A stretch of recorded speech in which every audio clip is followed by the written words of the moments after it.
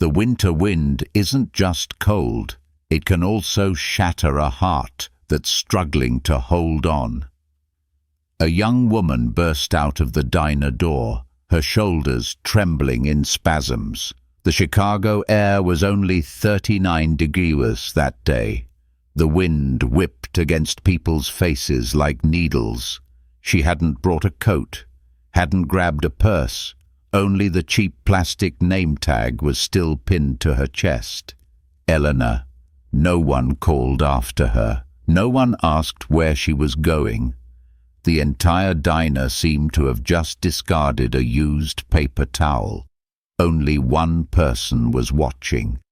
From a dark corner of the room, where the light didn't reach, an old man in a worn-out flannel shirt, a baseball cap pulled low over his face, was sipping a cold black coffee. He set the cup down slowly, his eyes never leaving Elena's figure as she ran past the fogged-up glass.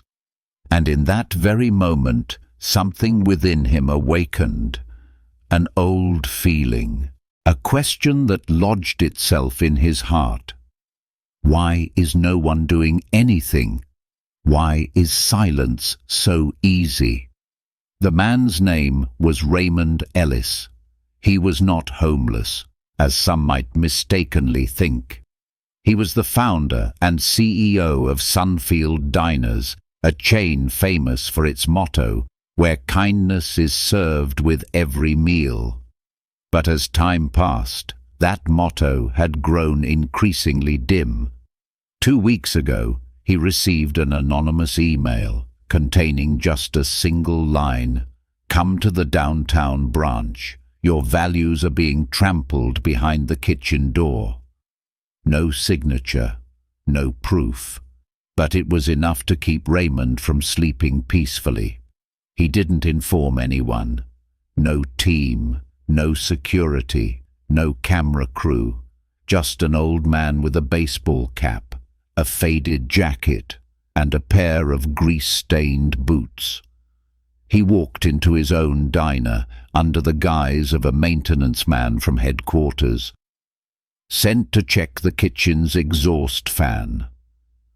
For 3 days, he didn't just inspect equipment. He inspected people's hearts, and he saw a great deal. He saw Eleanor was the first to arrive and the last to leave, saw her quietly mop the floor twice after closing without anyone asking, saw her share her leftover muffin with a hungry child, tucking it into his sleeve like a secret gift. And he also saw Brenda Mills, the manager, throw cruel words at Eleanor like trash, because she was too soft, not fast enough, just good at wasting time. Raymond said nothing, but the anger inside him was like a pressure cooker. He hadn't founded this restaurant chain for someone to be shamed for their compassion. Eleanor wasn't the problem. She was the last good part remaining here. And now she was gone, and not a single person had looked up. And he, the man they thought was a mechanic, stood up, leaving his half-finished coffee behind. He walked silently toward the door, his eyes still fixed on the spot where Eleanor had disappeared on the sidewalk. There are moments that don't require shouting. Just a look, a moment of attention, and a justice that is about to awaken. Raymond stepped outside. He didn't call for Eleanor, didn't say a word. He just stood under the awning, watching the white puff of his breath dissolve into the air. In the past 3 days, he had seen what no internal report, no meeting could ever tell him. This diner still maintained its cozy facade, but inside, it was a cold machine, and people like Eleanor were being crushed by it every day. He recalled the first day he had walked in here as the exhaust fan repairman. Brenda merely glanced at him, gesturing toward the kitchen without asking his name. "Try not to get in the way. We're heading into a busy shift," she said, her tone as if she were giving an order to a machine, not a human being. He quietly complied. No one paid him any mind. An old man with a tool bag, his back hunched and his head down, invisible amidst the clatter of the kitchen, the shouting of orders and the scolding voices. From that hidden corner, he observed, Eleanor was the first to catch his attention, not because she was faster than the others, but because she was genuine. Once. He saw her use a napkin to wipe away the tears of a child who had spilled his soup. Then she gave him a cookie, free of charge. She would sneak leftover food, wrap it neatly, and place it gently into the backpack of a homeless man who was a regular. When a customer complained about cold soup, she was the one who apologized, even though it wasn't her fault. And every single time, after each of these acts of kindness, she was reprimanded. "This is a restaurant, not a charity. Who do you think you are? A saint? Just do your own job and stop meddling." Brenda didn't yell. She used a falsely sweet voice laced with condescension, making the listener feel like a burden for having a heart. Raymond witnessed it all, and he remained silent, not because he didn't want to intervene, but because he wanted to be sure that what he was seeing was the truth, not a rare occurrence, but the true nature of things. On the second day, he saw Eleanor being called back right as her shift ended. Just to wash a pile of dishes the head chef had accidentally left behind. She didn't argue, didn't complain, just smiled and washed them one by one, while everyone else went home. Raymond walked by, about to say something, but then he saw her humming a little song, as if trying to hold on to a small piece of hope for herself. A girl like that was the most likely to be fired in a system that valued only speed and obedience. And then on the third day, today, just as he was about to speak up, Eleanor had already fled out the door like a bird from a broken nest. And Brenda, the highest-ranking manager here, was still standing behind the counter, a smirk on her face, scrolling through her phone as if a burden had just been lifted. Raymond approached. His voice was as hoarse as usual. "Who was that who just ran out?" Brenda didn't look up. "Elena, crying like a baby. Don't worry, she'll be back. The weak ones always come back." Then she let out a sneer, adding a sentence that was like ice to the heart. "That kid needs to learn to be tougher if she doesn't want to be swept away by life." Raymond didn't reply. He just looked at Brenda for a long time, and for the first time in 3 days, he saw a moral vacuum sitting with its legs crossed behind the cash register. He turned away. He didn't feel the cold. He only felt as if a knife had been drawn across his heart. Because if Elena represented the kindness that had been buried, then he, Raymond Ellis, was the one who had allowed it to be forgotten. The wind grew more biting. Thin sheets of rain, like needles, brushed against his face. Raymond walked quickly out of the diner. He carried nothing with him, only his eyes, strained as they searched the winter night for a small figure. And then he saw her, slumped on the sidewalk, right behind an old chalkboard sign that read, "Free chicken soup today." Elena was curled up like a child, her arms wrapped tightly around her knees. Her apron was still draped across her lap, soaked with rain and tears. The pale yellow streetlight shone on her tangled hair, her cheeks flushed with cold and shame. Raymond walked over, not too fast, not too slow, as if he were afraid of breaking something fragile. Eleanor looked up, startled. Her eyes were red and swollen. Mascara had streaked down to her chin. She quickly wiped her face, trying to force a weak smile. "I'm sorry." Her voice was raspy. "I didn't mean to make a scene. It's just, I needed some air." Raymond didn't answer right away. He just sat down beside her, his long legs stretching out toward the curb. The wind whistled through the alley, carrying a few scraps of newspaper that fluttered along the street. In the distance, an ambulance siren wailed and then faded into the darkness. "Does this world ever make you feel like you've been kicked out just for trying to do the right thing?" Raymond asked, his gaze fixed on the empty space ahead.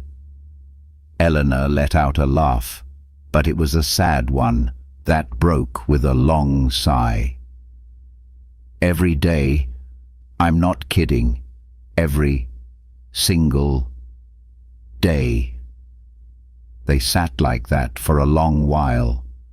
No one said anything more. There was only silence, not uncomfortable, but strangely peaceful. Then Elena spoke, her voice very quiet. "Today, I just asked to leave 10 minutes early to call the hospital, but Brenda said I was being dramatic. Said I had no right to demand anything when I still had a job." Raymond turned to look at her. "The hospital." "My little brother," she replied, her eyes still looking down. "Lucas. He's only 13. He has leukemia.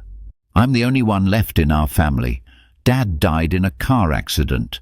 Mom left when Lucas was only 3. I work double shifts every day just to afford his medication. Today, he had a high fever and they had to run more tests." I panicked. I just wanted to hear his voice, to know he was okay. But even just 5 minutes was too much for Brenda. Elena's voice trailed off on the last sentence. She bit her lip, her shoulders trembling. Raymond clenched his fists, but he kept his voice steady. "Have you ever tried reporting it to the company, filing a formal complaint?" Eleanor shook her head slightly. "No one would listen. Around here, the voice of someone like me carries no weight. We aren't believed. We're just replaced." She said it without a trace of bitterness. It was simply a truth she had learned to accept. Raymond looked at her for a long time. In his eyes was a light that blended pain and resolve. Then he reached into his coat pocket and took out a business card. White card, simple, gilded letters. Raymond Ellis, founder and CEO, Sunfield Diners. Elena looked at the business card as if it were a joke. Then she looked up at him. "No, you're kidding me, right?" Raymond took off his baseball cap and nodded slightly. "I wish I were." Elena's face went blank for a few seconds. Then she shot to her feet, taking a step back in shock. You were there from the beginning. For the past 3 days, you saw everything." Raymond stood up, gently dusting off his clothes. "Every word, every action, every time you wiped away your tears, but still smiled at the customers." Eleanor's eyes welled with tears again, but this time They weren't tears of hurt. She whispered, her voice trembling. "I thought I was invisible." Raymond shook his head. "You have never been clearer in my eyes." The diner door swung open. The little bell chimed, a sound that seemed so ordinary. But this time, it carried something that was about to change everything. Brenda looked up, her brows furrowed. "You again?" she grumbled, still not done with the fan. Raymond didn't answer. He was no longer hunched over like he had been for the past 3 days, no longer stooped, no longer hiding in the dark corners. He walked straight to the counter, his gaze as sharp as a blade cutting through the air. Employees looked up, customers paused their chewing. The entire room seemed to freeze. Brenda pursed her lips, scrolled through her phone, and cast a cold glance in his direction. "If you have something to say it quick. I'm busy, and I don't know who you are to be lurking around all the time." "I am Raymond Ellis." His voice rang out, not loud, but enough to make every spoon stop clattering, every whispered conversation fall silent. "The founder and CEO of Sunfield Diners, and I have been here for the last 3 days, observing how this branch operates." The atmosphere dropped like a stone thrown down a well. A waitress covered her mouth, gasping. An old male customer looked up, narrowing his eyes. Brenda stood as if turned to stone. The mocking smile was still half-formed on her lips, frozen like a mask that had just been stripped away. Wait a minute," Brenda stammered. "You said, who did you say you were?" Raymond didn't repeat himself. He simply placed his baseball cap on the counter, the only evidence of the role that had ended, and then stepped into the middle of the room. "I didn't come here to play spy games," he said. "I came because I received a warning that the values I built are being trampled in this very place." He turned to Brenda. "And today, I have confirmed that to be true." Brenda tried to find her voice, trying to regain control of the situation. "Mr. Ellis, I had no idea you were here." "If there's been some misunderstanding, it must be—" "No, you haven't misunderstood," Raymond cut her off, his voice sharp as a razor. "You didn't see, didn't hear, didn't care. You manage with fear, with humiliation, with blind authority. And because of that, you have stomped on everything I ever believed in." A shiver ran through the group of employees. They looked at each other, then at Brenda. Her face was ashen. The phone in her hand was trembling violently. Raymond turned to everyone. "If any of you have ever been treated poorly, now is the time to speak up." At first, no one said anything. Then, a hand slowly went up. It was Ethan, the 19-year-old dishwasher. "She made me clock out early, even though I wasn't done with my work," he said. "She said I didn't deserve to be paid in full." Another waitress stepped forward. "She made us pay out of pocket for dishes customers complained about, even if it was the kitchen's fault. She said it was our responsibility for being the face of the restaurant." Then another person, and another. The stories poured out like water from a long-blocked dam. They all shared a common denominator, being exploited, bullied, and belittled. Raymond listened, nodding slightly. Then he looked directly at Brenda. "You are officially fired, effective immediately. You will not return to any branch of Sunfield Diners. An internal investigation will be launched, and if there are any labor law violations, we will handle them according to the law."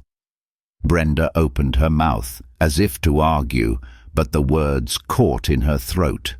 A moment later, from the back of the room, came the sound of applause, slowly, resonantly, then spreading like a rising wave. Elena had just walked in. She was the first to clap. And this time she wasn't trembling. She didn't bow her head. She stood up straight, like someone who had just returned from the desert. The other employees joined in the applause. The customers followed suit. The room that was once cold was now warmed by the sound that Raymond called the restoration of dignity. And in the midst of it all, he looked at Elena and prepared to say something that would make the entire room hold its breath. Amidst the resounding applause, all eyes turned to Elena, the girl who had been chased out of this very door just a few hours earlier. But now she stood there, like a sliver of light seeping into a room once shrouded in the darkness of fear and apathy. Brenda stood frozen. No one was on her side anymore. The name tag hanging around her neck was now meaningless. The power she had used to suffocate others was now exposed and stripped away in front of all the staff, the customers, and her own conscience. Raymond walked closer to Eleanor. All sound seemed to quiet down. He didn't need a microphone. With just his steady, deep voice, he was able to make the entire room fall silent, as if holding its breath. "Eleanor, you are not fired. You are promoted. As of today, you are the official shift supervisor at this branch. Your salary is doubled, full insurance coverage. Benefits begin right now." A wave of shock washed over the room. Elena's eyes widened, and she took half a step back. "No, I can't accept this. I was just doing..." "You were doing what this entire system has forgotten, treating others with kindness." Raymond interrupted, his gaze firm. "And for that, you are worthy, not as a reward, but as a testament that kindness is never a weakness." His voice softened. "And there's one more thing, Elena. Lucas's medical bills. We will cover the entire remaining balance. From the Heart of the House Internal Support Fund. No conditions, no limits, no permission needed. Because no one should have to choose between their job and a loved one's survival." Elena covered her mouth. Her legs felt like they might give way. Her face was a mask of astonishment and emotion, unable to believe that any of this was real. "No, it can't be. Why are you being so good to me?" she sobbed. "I'm just an ordinary waitress." Raymond smiled. "No, Eleanor. You are the reason this company still has something worth believing in. You are the living proof that the values we hang on the walls are not just empty words." No one spoke. Then, suddenly, a choked sound came from behind the dishwashing station. It was Ethan, the young employee who had dared to speak up first. He quickly wiped his red-rimmed eyes with his sleeve. "I didn't think someone up top like you would actually care about us at the bottom." Raymond walked over and held out his hand. "I care, and from today on, I will never turn my back again. That's a promise." The applause erupted again. This time, it wasn't solitary. All the employees clapped.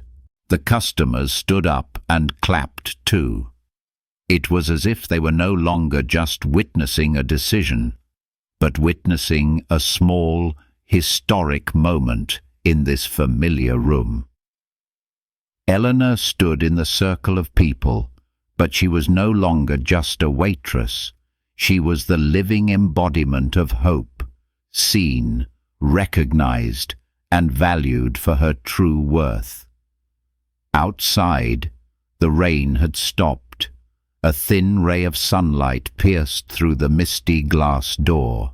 It landed right on the old hand-painted sign, where the words Raymond had read 1,000 times were written, "Sunfield Diners, where kindness always has a seat."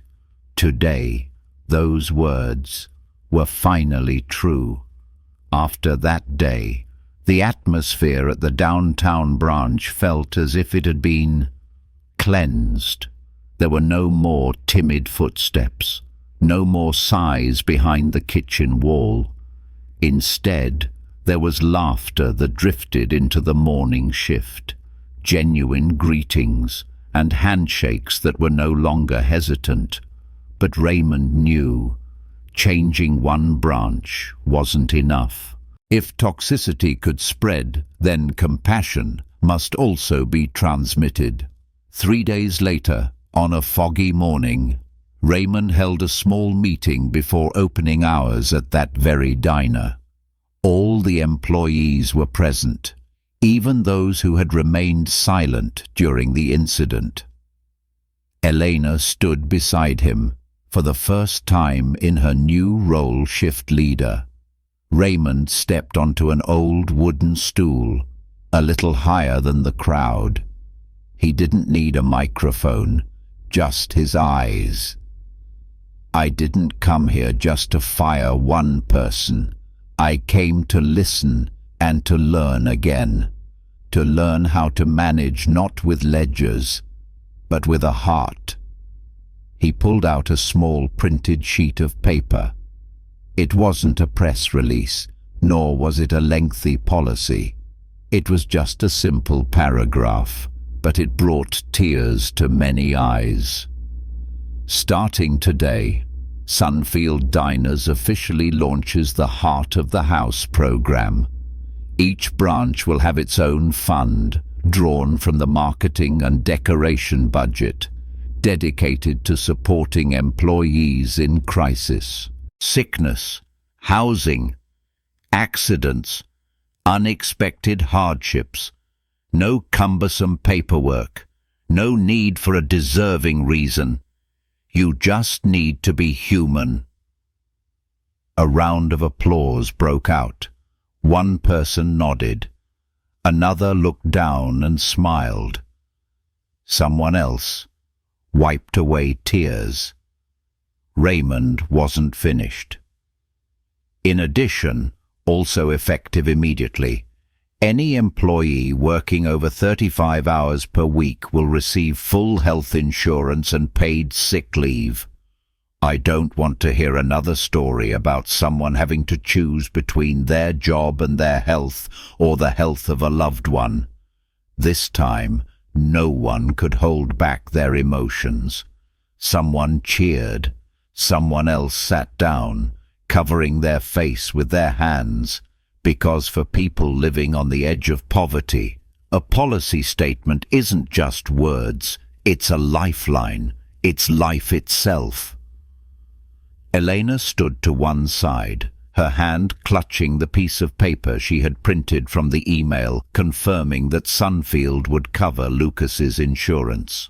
Her eyes were still wet, but they were no longer the eyes of someone who had been desperate. They were the eyes of someone witnessing hope spread like a sunrise. After the meeting, the employees didn't leave right away. They stayed, sharing leftover cookies. They told each other about dreams that had been abandoned, dreams they now wanted to live again. Ethan, the shy dishwasher, was nominated to be in charge of training new staff. A waitress named Tara, who had once been forced into silence, volunteered to start a weekend English class for immigrant colleagues. It all started with one decision, and then it spread into a culture of kindness. Raymond said nothing more. He just quietly walked to the counter and got a black coffee. In the reflection on the polished coffee machine, he saw himself again, but not as the CEO, not as the boss, but as a man who had come full circle. To remember the smallest thing, values don't live in slogans. They live in actions. 3 weeks after that fateful meeting, Elena moved into a small apartment just 4 blocks from the hospital. The apartment wasn't large, nor was it luxurious, but it was clean, warm, and most importantly, Lucas no longer had to take a 90-minute bus ride every day just for his chemo infusions. Raymond himself had personally signed off on the 3-month housing assistance, drawn from the Heart of the House Fund. Attached was a folded note, bunk beds, a study desk, a full fridge, and peace for 2 little souls. Eleanor burst into tears as she stepped into Lucas's new room. On the bed was a red beanie, the exact same color as the shirt he often wore, along with a handwritten letter from Raymond himself. Lucas, I heard you like games and hate oatmeal, so the fridge is stocked with just pizza and pudding. Get well soon, because your sister needs a rest too. Lucas, thin, his head bald from rounds of chemo, laughed out loud for the first time in months. Elena hugged her brother, holding him tight, and for the first time in years, they had dinner without worrying about the electricity bill. Time passed. Gradually, Lucas recovered. The tests became less frightening. The infusions became opportunities for the siblings to tell jokes. And then, the day came. Lucas rang the bell in the pediatric oncology ward. The bell echoed like a short melody, but to Elena, it was the most beautiful symphony of her life. He was wearing a shirt with the Sunfield Diners logo and a kitchen staff baseball cap.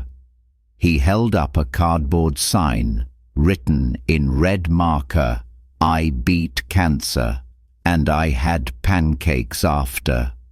That night, Elena sent a text message to Raymond with just a photo attached. No flowery words, no thank you speech, just one small line of text, enough to make him sit in silence before his phone screen.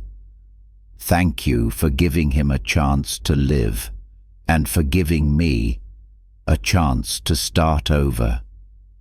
Raymond didn't reply. There was no need. He just forwarded that photo to all the regional managers, the HR director, and the executive board, with a single, bolded note attached, never forget who we are truly serving. The photo was later printed out and hung in the boardroom at the main headquarters, not next to the revenue charts, but beside a whiteboard with Sunfield Diner's new slogan, "Where life is served before the meal." And back at the downtown branch, things continued to get better. Under Elena's management, the work schedule became fair, employees got to leave on time, and sick shifts were handled with flexibility.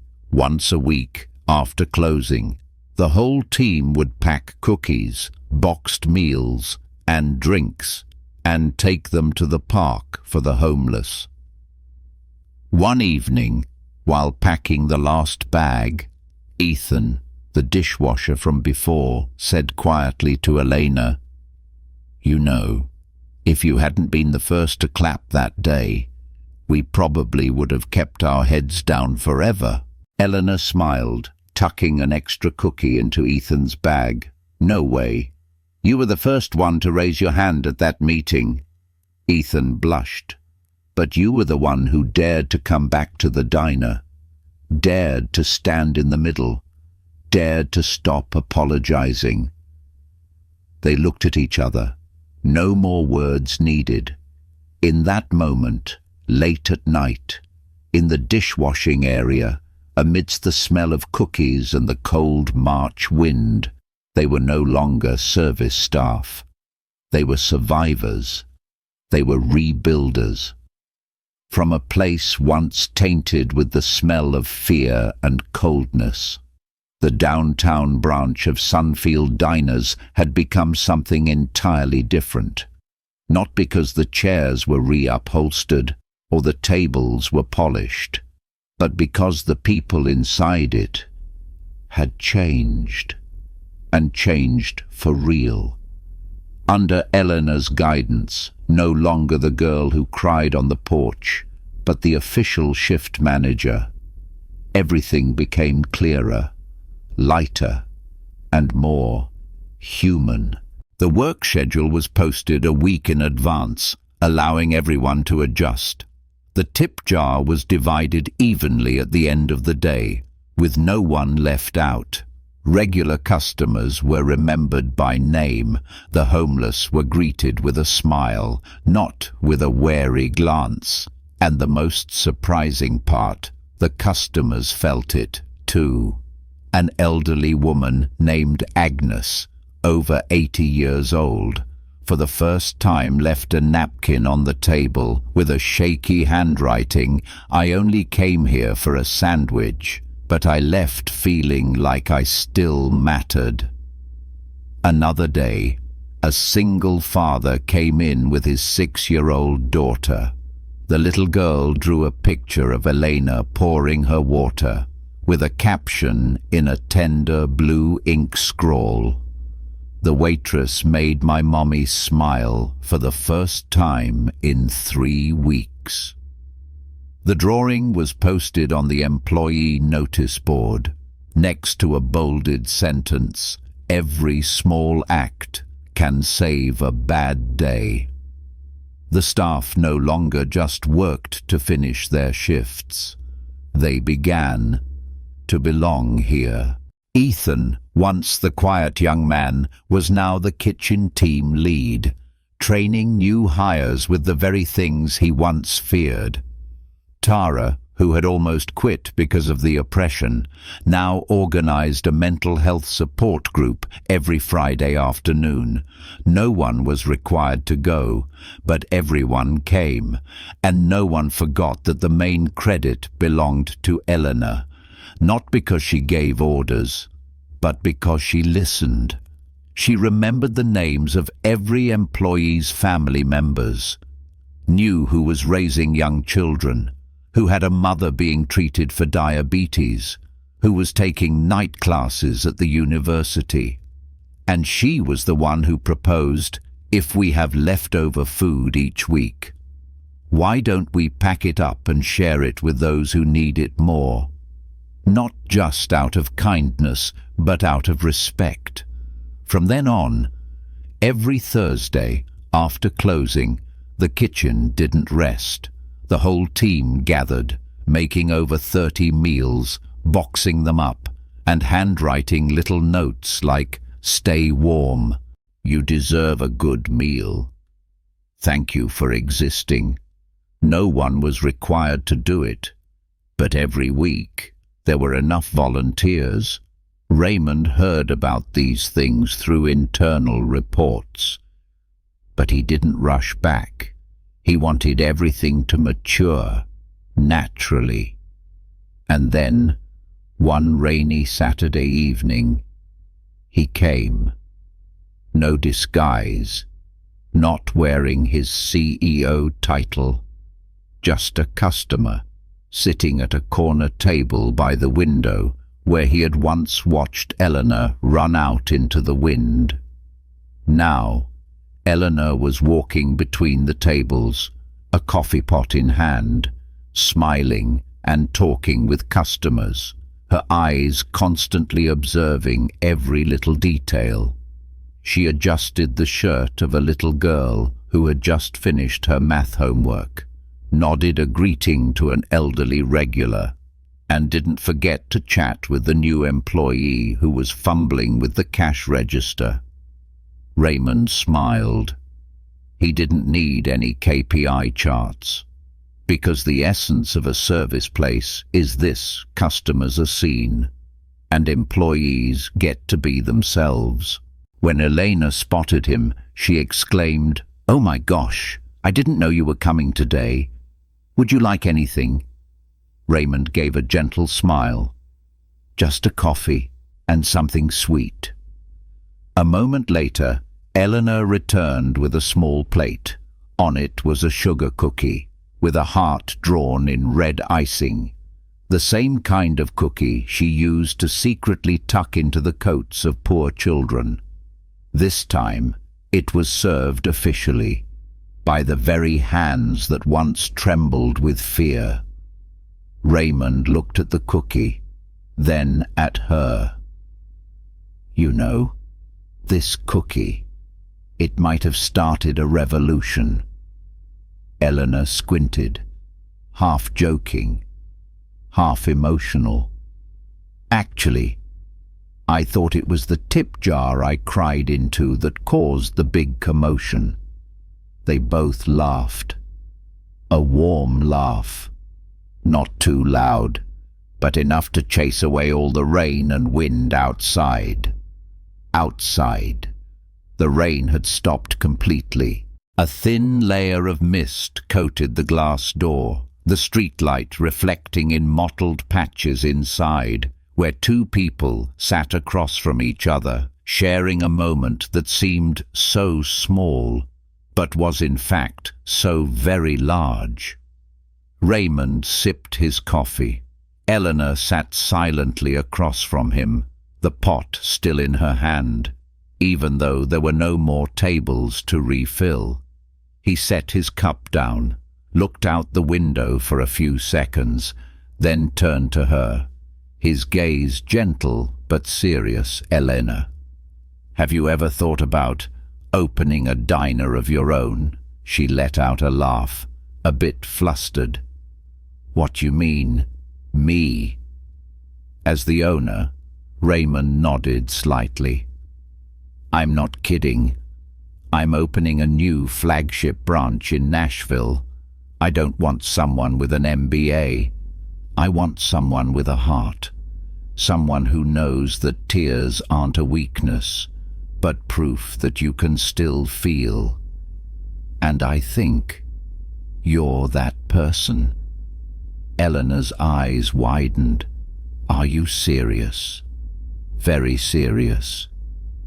Silence stretched for a few seconds. She looked down at the palm of her hand, where a little sugar from the cookie she had just carried still clung. A year ago, she was sleeping in chairs in a hospital waiting room, too afraid to ask for time off for fear of losing her job. And now, the most powerful man in the company was offering her the power to lead. Elena took a deep breath, trying to stay calm. If I accept, can I keep the sugar cookie recipe? And I'd want a little bookshelf where customers can leave old books, and anyone who needs one can take one." Raymond burst out laughing, patting the table gently. Keeping the cookie is a mandatory requirement. And the bookshelf? Perfect. A little corner for kindness to spread. The two of them looked at each other and smiled.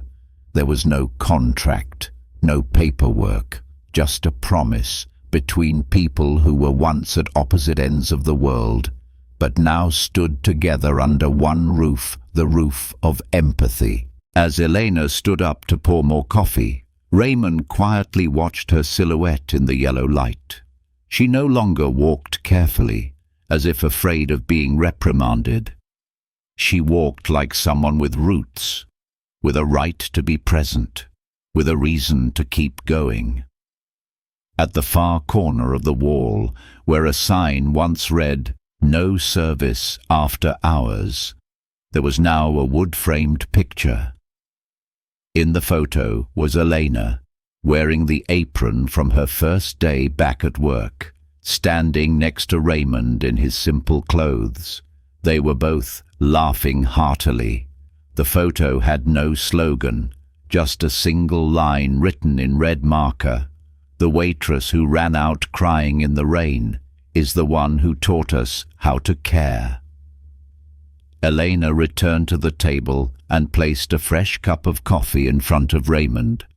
"Would you like more sugar?" she asked, half serious, half joking. Raymond nodded. "Yes, but not the kind of sugar in that shaker, but the kind of sugar you've just put into the lives of so many people."